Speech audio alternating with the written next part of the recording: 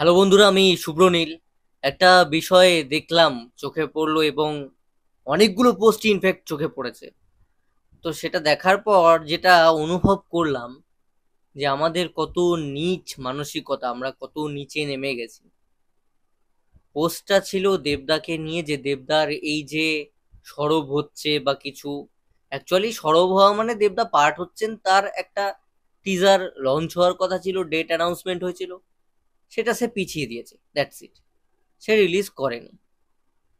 এবার এইটা যখন খবর হচ্ছে বড় বড় মাধ্যমগুলোয়, সেখানে 1,000টা লাইক যদি আসে, মানে রিয়াক্ট কি আমরা বলতে পারি, লাইকটাকেও রিয়াক্টের মধ্যে এখন ধরতে হবে, তার মধ্যে দেখি 500-600 স্মাইলি আসছে। ভাই কেন? সেখানে গিয়ে কমেন্ট বিদেশে ফুর্তি করতে গেছে, এইখানে গেছে ওইখানে গেছে, এক্সাক্ট দেশের নাম তো কেউ জানে না, কোন দেশ তো বলছে না। তো সেটা নিয়ে বিভিন্ন রকম অ্যাজাম্পশনস রয়েছে, সেখানে বিভিন্ন রকম কমেন্ট রয়েছে দেখছি। এগুলো ভীষণ বোকা বোকা, আর এগুলো মানা যায় না, অন্তত এই পরিস্থিতিতে দাঁড়িয়ে এগুলো মানা যায় না। এটা বেসিক্যালি কারা করছে?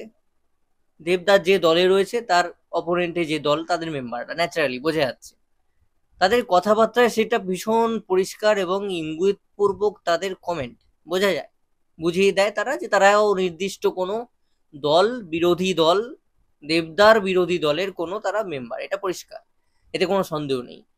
প্রবলেমটা হচ্ছে মানসিকতার কথা কেন আমি তুললাম, দেবদাকে কি বলছে না স্মাইলি দিচ্ছে সেটা বড় কথা নয়, দেবদা তো ইস্যু মাত্র। মানে এই যে বিষয়টাই, যে মেয়েটি মারা গেছে, এখানে কিন্তু পলিটিক্যাল জিনিসপত্র চলছে। মানে এই ভরকানো উস্কানো সে সমস্ত তো চলছেই, সেটা তো একদম আলাদা বিষয়, সেটা তো সবচেয়ে বড় কারণ এই আন্দোলনের, সেটা তো পরের বিষয়। কিন্তু তার মধ্যেও সাধারণ মানুষ যে নিউট্রাল ভাবে যে না, এইটা আমাদের বাড়ির মেয়ে, বাড়ির মা, দিদি, যার সঙ্গে খুশি হতে পারে, আমরা এখন রাজনৈতিক কেউ নই, যে কোনো দলের সমর্থক আমরা হতে পারি, সেই সমর্থনটা আমরা ভোটের সময় দেখাবো, অন্য সময় দেখাবো।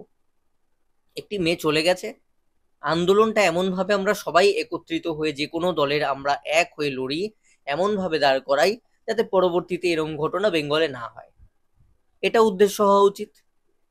কিন্তু এইসব কিচ্ছু নয়, যে যার মতন স্মাইলি দিচ্ছে, রাজনৈতিক কথাবার্তা বলছে, রাজনৈতিক যেমন তারা প্রিভিয়াসলি মন্তব্য করে, কোনো বিরোধী দলের নেতা হলে তাদের নিজস্ব দল যাকে তারা সাপোর্ট করে, তার এগেনস্টে কোনো দল থাকলে, সেখানকার প্রতিনিধি থাকলে যা করে সমস্ত সেম চলছে, সেম রাজনৈতিক মন্তব্য, নির্দিষ্ট তার রাজনৈতিক মানসিকতা সে স্পষ্ট করে দিচ্ছে কমেন্টে, সে কোন দল তুমি ধরে ফেলবে সাথে সাথে, যে কোনো প্রতিটা দলের থেকেই আমি দেখছি। এখন এগুলোর কি দরকার? দরকার ছিল না। এবার বিষয় যদি আসা যাক দেবদা, দেবদা তো আর এই ঘটনাটা ঘটার পরের দিনকে টিকিটটা কেটে নিয়েছে, বা সেদিনই টিকিট কেটে চলো বিদেশে যাই, পালিয়ে যাই, সেটা তো করেনি। আমরা জানি একটা আমাদেরকে পুরী দীঘা যেতে গেলেও একটা রুমে যদি গিয়ে থাকতে হয় ভারতের মধ্যে, বা দীঘাটা তো পশ্চিমবঙ্গের মানে পশ্চিমবাংলার মধ্যেই, পুরীটা উড়িষ্যা পাশে স্টেট। তো সেখানে গিয়েও আমাদের থাকতে হলে মোটামুটি 20 দিন, 1 মাস 2 মাস আগে থেকে ঘর ব্যবস্থা করতে হয়। ট্রেনের টিকিট পেতে হলে কতটা আগে বুকিং করতে হয়, এই তো পাশে স্টেট, তাতেই আমাদের এত প্রিপারেশন থাকে 2 মাস 3 মাস আগে থেকে। প্লেনেরও টিকিট বলো, তুমি যদি ধরে নিচ্ছি যে পুরীতে ভুবনেশ্বরে তুমি যাও প্লেনে চেপে, তাতেও তোমার বহু আগে থেকে টিকিট করতে হবে। ট্রেন হলেও তোমায় করতে হবে, বাস হলেও তোমায় আগে থেকে করতে হবে, তুমি ভলভোতে যাও।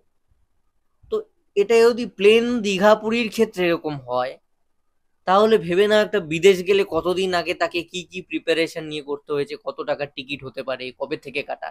নিশ্চয়ই এই ঘটনাটা হবে সে জেনে বসেছিল না, অন্তর্যামী নয় সে, বা ভবিষ্যৎবাণী করতে জানে না, গণনা করে না, তার সেটা ব্যবসা নয়।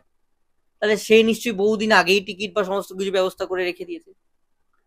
সেই জন্য সে এখন বেড়াতে গেছে, এবার বেড়াতে যাওয়া নিয়েও সমস্যা, তাহলে করতে হতো ক্যান্সেল বেড়াতে যাওয়া। তাহলে বেড়াতে গিয়ে ক্যান্সেল করে কি করতো? ক্যান্সেল করে যদি গিয়ে ভিড়ের মধ্যে দাঁড়াতো, তোমরা তো তখন সেলফি তোলার জন্য দৌড়তে, দৌড়তেই দৌড়তে।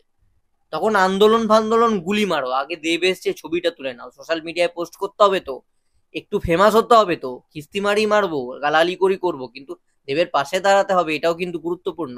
আমি বাজে বাজে কথা বলে বেড়াই, কিন্তু আমাকে ফটোটা তুলে নিতে হবে দেবের সাথে, তুলে নি বলে দেবের সাথে দেখা হলো, সঙ্গে দাঁড়িয়ে ছিল, লেকচার বাজিটাও করতে হবে, আবার খুঁতো ধরতে হবে, সমস্ত রকম মিলিমিশেই আর কি অডিয়েন্সের মানসিকতা। তো আমি জানি না এখানে খারাপটা কি করলো, তার হাতে যেটুকু ছিল, টিজার ডিসিশন নিয়েছিল আসবে, সেই টিজারটা সে পিছিয়ে দিতে পারতো, তার হাতে ছিল, সে ততটুকুই করেছে। ওখানে কমেন্ট করা একজনকে আমি রিপ্লাইয়ে বললামও যে দাদা আপনি কি নিজের পাড়াতে ইনিশিয়েটিভ নিয়ে নিজে থেকে 20টা লোক জড়ো করে কিছু করছেন? ওই পাড়াতে আপনাদের কোনো রকম ইনিশিয়েটিভ যে লড়াই প্রতিবাদ করছেন না। তার প্রোফাইল ঘেটে আমি দেখে এলাম সে শুধুমাত্র সোশ্যাল মিডিয়ার কিছু পেজে পোস্ট শেয়ার করছে, এটাই তার প্রতিবাদের ভাষা। আরে যেসব পেজগুলো ওই পোস্টগুলো করছে তারা কি ডিমনিটাইজ রেখে করছে নাকি? বড় বড় পেজ, তারা তো ওই পোস্টগুলো করছেই টাকা কামাতে। সেটা আপনি শেয়ার করে আপনার প্রতিবাদ হচ্ছে না, আপনি একজনকে বড় লোক করছেন, সে বড় লোক হওয়ার জন্য ধান্দা গোছাবার জন্য নিজের পোস্টটা করেছে, এটা কোনো প্রতিবাদ নয়। আপনি নিজের পাড়াতে কি কোনো ইনিশিয়েটিভ নিয়ে যে চল আমাদের ক্লাবের বা বন্ধুদের নিয়ে কোনো প্রতিবাদ গড়ে তুলছেন, কোনো ইউনিক কিছু ভাবছেন, সেটা তো করছেন না। তাহলে এসে আপনি কি করছেন, স্মাইলি দিয়ে 4টে বাজে কমেন্ট করছেন, সেখানে বলছেন বয়কট দেব, বয়কট এই আর্টিস্টকে বয়কট করুন, এদেরকে দেখা যায় না, এদেরকে পাওয়া যায় না। আপনি নিজের দিকে আঙুল তুলুন, আপনি নিজে কি কি ইনিশিয়েটিভ নিয়ে করলেন এই মেয়েটির এরম হওয়ার পর থেকে? কিছু করেছেন? কিছুই করেননি। কি করেছেন? আজকে ভিড়ের মধ্যে যাবেন, ছবি দেবেন, সেলফি তুলে পোস্ট করবেন, স্ট্যাটাস দেবেন, লাইভ করবেন, আর সোশ্যাল মিডিয়ায় কেউ পোস্ট করলে নিজে একটুখানি শেয়ার করে দিচ্ছেন, বড়জন নিজের প্রোফাইল রিচ বাড়াবার জন্য বিজ্ঞের মতন কিছু কয়েকটা জিনিসপত্র তো লিখছেন, এই তো, দ্যাটস ইট, এইটুকু। এতে করে মেয়েটিরও কিছু হবে না, পরবর্তীতেও যা ঘটার সেটা ঘটবে, মেয়েটির মা বাবারও কোনো রকম সন্তুষ্ট করার মতন কিছু ঘটবে না। তো এটা কোনো প্রতিবাদের ভাষা হতে পারে না। আপনারা সোশ্যাল মিডিয়া পর্যন্ত সীমিত, সোশ্যাল মিডিয়ায় লোককে ছোট করার জন্য বসে আছেন। দেব যদি টিজারটা রিলিজ করতো তাহলে আগস্ট মাস থেকে ডিসেম্বরে ছবি রিলিজ, এখন থেকেই প্রচার স্টার্ট হয়ে যেত, এবং ছবির প্রচার ভালো হলে দেবদার ব্যাংকে একটা মোটা অ্যামাউন্ট ঢুকবে, টাকাটা ভালো ঢুকবে, সেখানে তার প্রফিট জড়িয়ে রয়েছে, কোটি কোটি টাকা জড়িয়ে রয়েছে। সে কিন্তু সেটা পিছিয়ে দিল, মানে তার প্রমোশনাল স্প্যানটা কোথাও না কোথাও পিছালো, দর্শকের যে একটা আশা, আশা ভরসা নিয়ে বসে থাকা, সেটা হ্যাম্পার হলো, কিছু লোক রেগে গেল দেবদার প্রতি।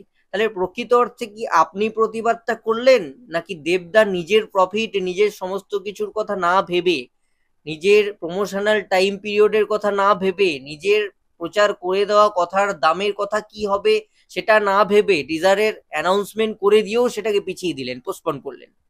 তাহলে প্রকৃত অর্থে কে মেয়েটার পাশে দাঁড়ালো? আপনারা যারা নেগেটিভ কমেন্ট করছেন, স্মাইলি দিচ্ছেন, বাজে বাজে গালাগালি করছেন, বয়কট এসব বলছেন, তারা, নাকি দেবদা? দেবদা কিন্তু অ্যাকচুয়াল স্যাক্রিফাইসটা করলো, আপনারা নয়। আপনারা তো রয়েছেন নিজেদের আঁতের স্বার্থ গোছাতে, নিজেদেরটা গোছাচ্ছেন। কেউ সোশ্যাল মিডিয়ায় ভাইরাল হতে চাইছেন, কেউ নিজেকে বিজ্ঞ প্রমাণ করতে চাইছেন, কেউ লাইভ টাইপ করে একটা কিছু জাহির করবেন, অথবা নিজস্ব একটা প্রিয় রাজনৈতিক দল রয়েছে, মতাদর্শ রয়েছে, সেটাকে জাহির করছেন কমেন্ট বক্সে এসে, অথবা একটা দল, শাসক দল, সেটাকে ছোট করার জন্য আপনার পছন্দ নয়, টার্গেটেডলি আপনি বরাবর করে যান, এখনো সেটা করছেন। এর চেয়ে বেশি তো কিছু নয়। তো এতে সুরাহাটা কি হবে? সলিউশন কোথায়? সলিউশন কি?